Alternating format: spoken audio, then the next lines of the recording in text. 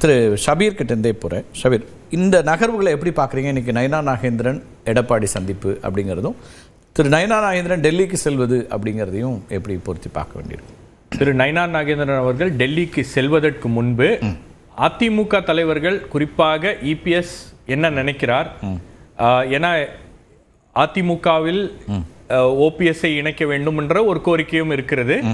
அதே போல டிடிவி தினகரன் மற்றவர்களையும் இணைக்க வேண்டும் அப்படின்ற கோரிக்கை என்பது ஒரு பேச்சு பொருளாக இருந்து கொண்டே இருக்கிறது. அவர்களை கூட்டணிக்குள்ள இணைக்கலாம் அப்படின்றது தான் வந்து தற்போது வரை அதிமுக எடுத்திருக்கக்கூடிய ஸ்டாண்ட். அதை வெளிப்படையா அவங்க சொல்லல. ஆனா கூட்டணிக்குள் யார் வருவார்கள் யார் வரக்கூடாது அப்படின்றதெல்லாம் நாங்க தீர்மானிப்போம் அப்படின்ற அளவுக்கு ஒரு கேவியட்டை போட்டு வச்சிருக்காங்க. தாங்களும் வந்து ஒரு அட்வான்டேஜஸ் பொசிஷன்ல இருக்கோம் அப்படின்றத அவங்க உறுதி செய்திருக்கிறார்கள். இன்னொரு விஷயம் பாத்தீங்கன்னா, ஓபிஎஸ் உடைய டிமாண்ட் என்ன, ஓபிஎஸ் திரு அமித்ஷா அவர்களை சந்திக்கும் போது அவர் முன்வைத்த கோரிக்கைகள் என்ன அப்படின்றது ரொம்ப முக்கியமான விஷயம். ஏன்னா அது வந்து ஒரு அரசியல் ரீதியான சந்திப்பு தான். நான் வந்து மற்ற விஷயங்களை பத்தி பேச வெளிப்படையாவே சொன்னாரு, இதுக்காக தான் போயிருக்கோம் அப்படின்னு. அப்போ ஓபிஎஸ் உடைய டிமாண்ட் என்னவாக இருக்கிறது அப்படின்னா, ஸ்டேட்டஸ்கோ கேட்கிறாரு. அவரு கட்சியிலிருந்து வெளியே போறதுக்கு முன்னாடி என்ன ஸ்டேட்டஸ்கோ இருந்துச்சோ அந்த ஸ்டேட்டஸ்கோ கேட்கிறாரு. கோஆர்டினேட்டர் அப்படின்ற அந்த பதவி, அதுக்கப்புறம் ஏ ஃபார்ம் பி ஃபார்ம்ல கையெழுத்து போட வேண்டும் அப்படின்றது, கேண்டிடேட் செலெக்ஷன், இது போன்ற விஷயங்கள்ல எனக்கும் வந்து ஒரு வாய்ஸ் இருக்கணும் அப்படின்றதா அவருடைய டிமாண்டாக இருக்கிறது. இதை ஏற்றுக்கொள்ள இபிஎஸ் தரப்பு தயாராக இருக்கிறதா அப்படின்றது, குறிப்பாக இபிஎஸ் தயாராக இருக்கிறார்.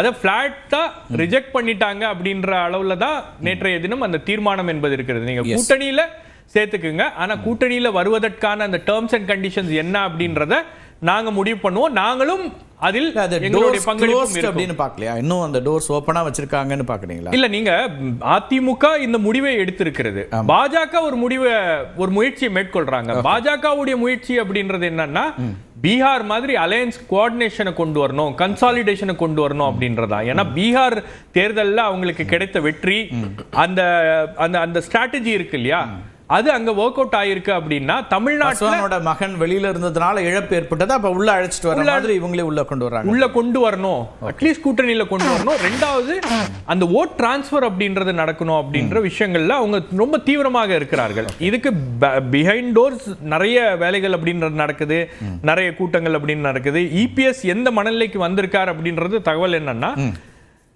ஓபிஎஸ் டிடிவி இவங்கெல்லாம் வந்து கூட்டணிக்குள்ள வந்தா எனக்கு ஆட்சேபனை இல்லை அப்படின்ற அளவுக்கு அவர் வந்து கூட்டணிக்குள் வருவதில் எந்த சிக்கலும் இல்ல. ஆனா அவங்க ஏற்கனவே டிமாண்ட் வச்சிருக்காங்களே. திரு டிடிவி தினகரன் சொல்றாரு, முதலமைச்சர் வேட்பாளர் இவர்னா நாங்க வரமாட்டோம். அதே போல திரு ஓபிஎஸ் ஓட டிமாண்டே வந்து ஏற்கக்கூடியது இல்லை இல்லையா? இப்போ அவர் வந்து பழைய ஸ்டேட்டஸ்க்கு இருக்கணும் அப்படின்னா அதை இவங்க ஏற்றுக்கொள்வார்களா அப்படிங்கிறது அப்ப வந்து ஒரு டெட்லாக் மாதிரி வருது. அது அங்கதான் அமித்ஷாவுக்கு ஏற்பட்டிருக்கக்கூடிய சிக்கல்.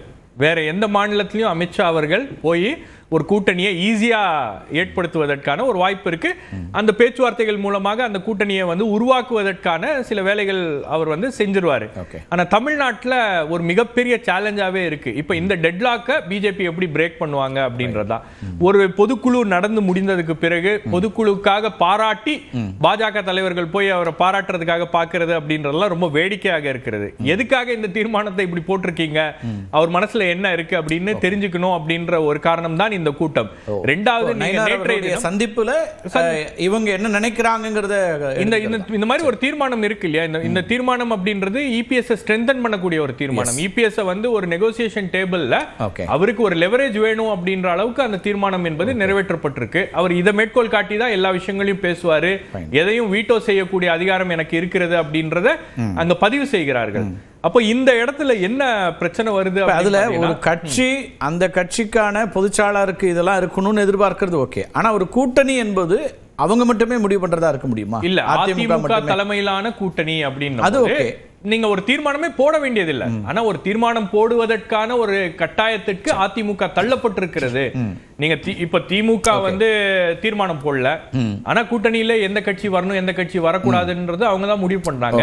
இங்க டிமாண்ட் என்ன அப்படின்றதா, டேர்ம்ஸ் அண்ட் கண்டிஷன்ஸ். அவங்க கூட்டணியில வந்தா கூட என்ன டேர்ம்ஸ் அண்ட் கண்டிஷன்ஸ்ல வராங்க, அவங்க யாரோட பேசுறாங்க, என்ன அவங்களுக்கு வந்து உத்தரவாதம் என்பது கொடுக்கப்படுகிறது அப்படின்றதெல்லாம் வந்து இங்க ஒரு மிகப்பெரிய கேள்வியாக இருக்கிறது. அதுல அதிமுக வந்து பேசணும் அப்படின்னு நினைக்கிறாங்க. அதுதான் வந்து இங்க இபிஎஸ் எடுத்திருக்கக்கூடிய ஒரு நடவடிக்கை. ஓகே, இப்ப இன்னொரு கேள்வி என்ன வருதுன்னா, திரு நயினா நாகேந்திரன் அவர் தான் கட்சியினுடைய தலைவர், மாநில தலைவர். அவர் போய் திரு எடப்பாடி பழனிசாமியை பார்க்குறார். அது ஒரு பக்கம் இருக்குது. இன்னொரு பக்கம் அண்ணாமலை மூலமாகவும் சில முயற்சிகள் நடக்குது. அப்படின்னா அப்போ பாஜக தேசிய தலைமை 2 விதமாக இதை அணுகிறாங்களா, அல்லது இது 2 பேரும் சேர்ந்து தான் இந்த ப்ராஜெக்டை பண்ணுறாங்களா, கூட்டணிக்கு ஸ்ட்ரென்தன் பண்ணுறது, அப்படி அதை எப்படி புரிஞ்சு? பாஜகவுடைய நோக்கம், RSS உடைய நோக்கம் இங்கே வந்து ஒரு கூட்டணியை ஸ்ட்ரென்தன் பண்ணோம், அலையன்ஸை கன்சாலிடேட் பண்ணோம்.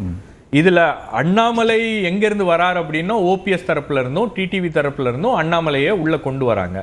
ஏன்னா காமன் எனிமி உங்களுக்கு வந்து இபிஎஸ். ஸோ அண்ணாமலையுடைய ரெக்கமெண்டேஷனும் ரெஃபரன்ஸும் இந்த பக்கத்துல இருந்து தான் வருது.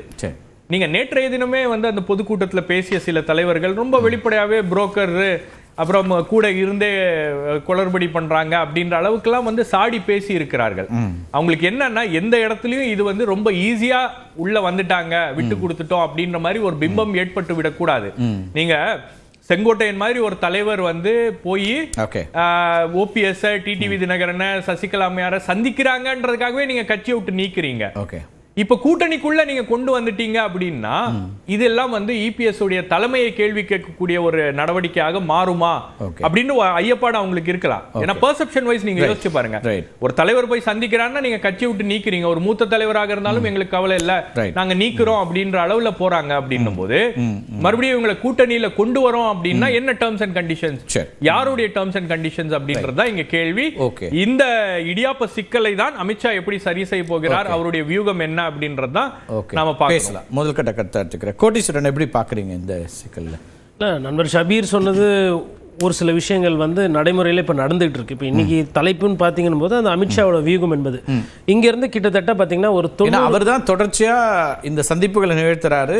திரு அண்ணாமலை போய் சந்திக்கிறாரு, அவரை பார்த்துட்டு தான் பார்க்குறாருங்கும் போது இப்போ அவங்களுக்கு இந்த கூட்டணியை ஒன்றாக்குவது இல்லைனா அதிமுக ஸ்ட்ரென்தன் பண்ணுறதுங்கிற ஒரு தேவை இருக்கும்போது இப்போ அடுத்த வியூகம் என்ன? ஏன்னா இவங்க ஒரு கிட்டத்தட்ட செக் பாயிண்ட் மாதிரி நேற்று ஒரு தீர்மானத்தை போட்டாங்க. அப்போ அடுத்து என்ன அப்படிங்கிறது சார் நிறைய டெட்லாக் இருக்குது.